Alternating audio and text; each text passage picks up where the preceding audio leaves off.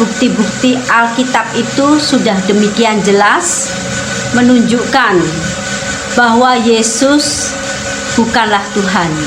Assalamualaikum warahmatullahi wabarakatuh. Masih bersama dengan saya Kristianti di sini. Apa kabar kalian semua, sahabat-sahabatku, dimanapun kalian berada? Mudah-mudahan kalian semua dalam keadaan sehat.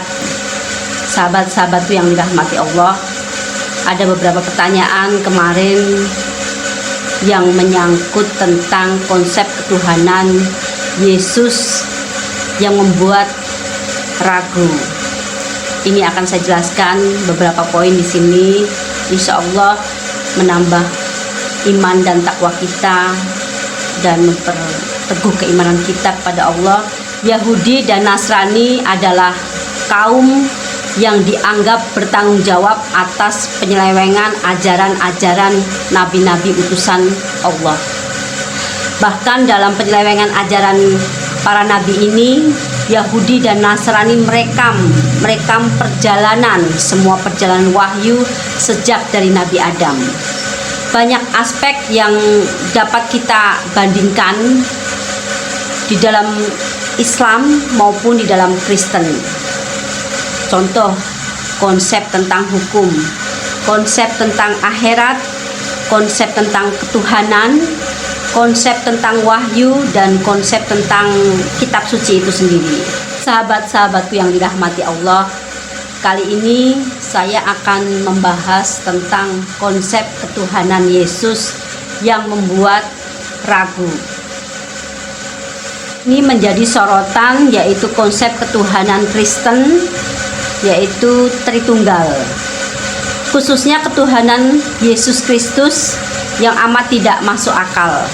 Hal ini sudah lama sekali terbukti karena memang hal ini tidak hentinya menimbulkan problematika, menimbulkan polemik berkepanjangan yang tidak kunjung usai. Sahabat-sahabatku yang dirahmati Allah, umat Kristen ini lebih percaya kepada doktrin gereja daripada bukti-bukti Alkitab itu sendiri. Padahal bukti-bukti Alkitab itu sudah demikian jelas menunjukkan bahwa Yesus bukanlah Tuhan, melainkan hanya seorang utusan. Beliau hanyalah seorang nabi. Sahabat-sahabatku yang dirahmati Allah, berikut ini adalah beberapa bukti yang ada di Al-Quran dan di Alkitab itu sendiri. Salah satunya adalah silsilah keluarga Yesus. Lalu ada lagi, Yesus menyeru agar manusia menuruti kehendak Tuhan. Tuhan adalah anak Daud. Yesus berkata atau berdoa di dalam Taman Getsemani. Yesus mengaku sebagai nabi. Lalu Yesus mempunyai orang tua. Yesus dipanggil guru oleh murid-muridnya. Semua ajaran Yesus ini berasal dari Allah.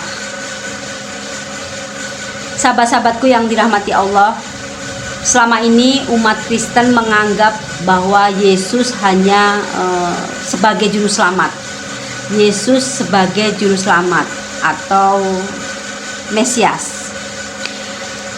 Dan mereka ini percaya sekali bahwa melalui kematian dan kebangkitan Yesus, manusia akan dapat memperoleh tawaran keselamatan serta janji kehidupan yang abadi.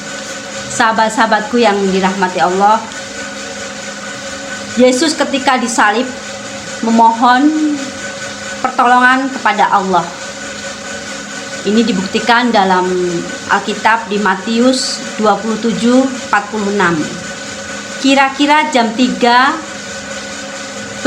berserulah Yesus, Eli Eli, lama sabaktani, mengapa engkau meninggalkan aku? Lalu Yesus tidak tahu kapan datangnya hari kiamat. Ini diabadikan di dalam Alkitab Matius 13:31-32. Langit dan bumi akan berlalu, tetapi perkataanku tidak akan pernah berlalu.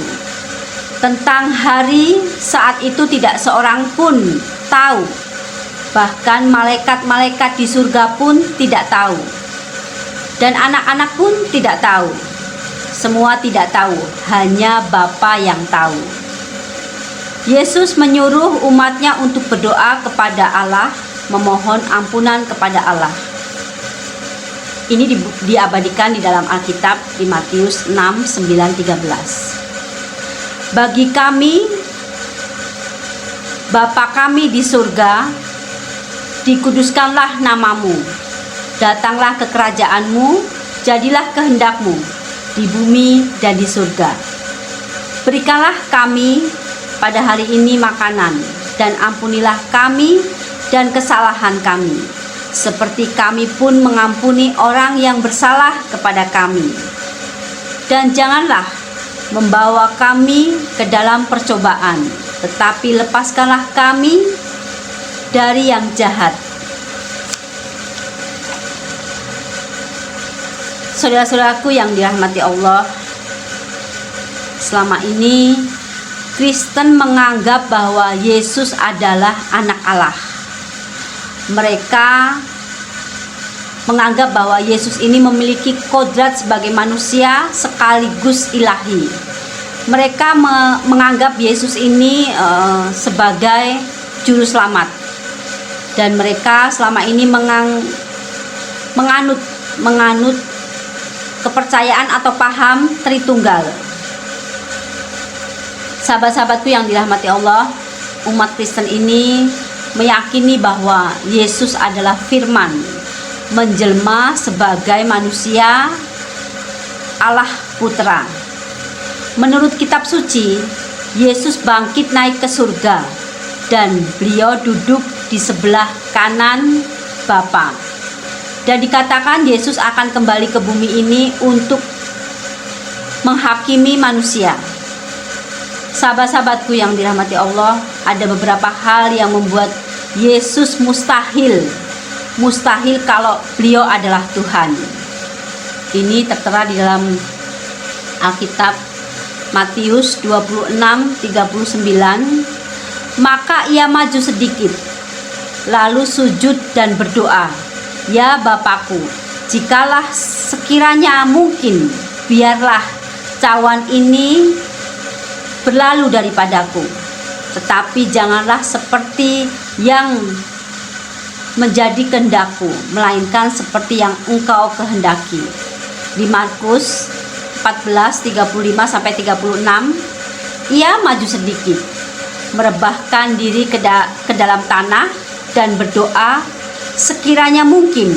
Saat itu lalu daripadanya, "Ya Bapa, tidak ada yang mustahil bagimu, ambillah cawan ini daripadaku, tetapi janganlah apa yang aku kehendaki, melainkan apa yang Engkau kehendaki."